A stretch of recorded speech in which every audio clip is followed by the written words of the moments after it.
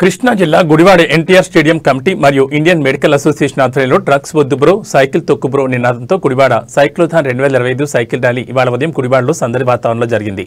ర్యాలీలో వేలాదిగా విద్యార్థులు పాల్గొన్నారు. యువతతో కలిసి eagle team IG RK Ravikrishna, Gudivada MLA Venigandla Ramu, సుఖదంపతులు, ఎస్పీ విద్యాసాగర్ నాయుడు, పలు అధికార ప్రముఖులు సైకిల్ తొక్కుతూ ఉత్సాహంగా పాల్గొన్నారు. తల్లిదండ్రులు ఆకాంక్షలకు అనుగుణంగా మంచి వైపే మనమందరం నడవాలని ఐజీ రవికృష్ణ అన్నారు.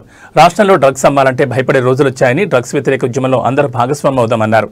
డ్రగ్స్ సమాచారం తెలిస్తే ప్రభుత్వ టోల్ ఫ్రీ నెంబర్ 1972 నెంబర్కు సమాచారం అందించాలని విజ్ఞప్తి చేశారు.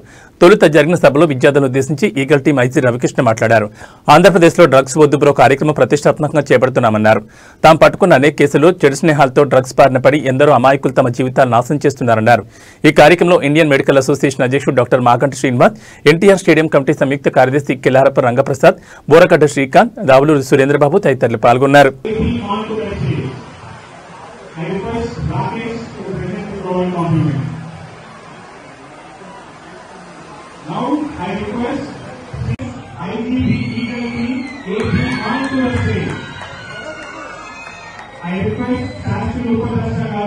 to present your compliment. Thank you, sir. It is pleasure to invite former. ఈ మూడు టీంలు సంయుక్తంగా చేస్తున్నాయండి. ఇంతమంది అతిరథ మహారథులు మన స్టేజ్ మీద ఉండటం మన గుడివాడ అదృష్టం.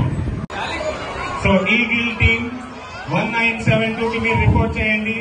మీకు ఎక్కడైనా డ్రగ్స్ ఉన్నట్టు కనుక తెలిస్తే eagle team 1972 toll free number, అందరూ కూడా దానికి రిపోర్ట్ చేయొచ్చు. మీకు వెంటనే ఆ పర్టికులర్ వింగ్ నుంచి మీకు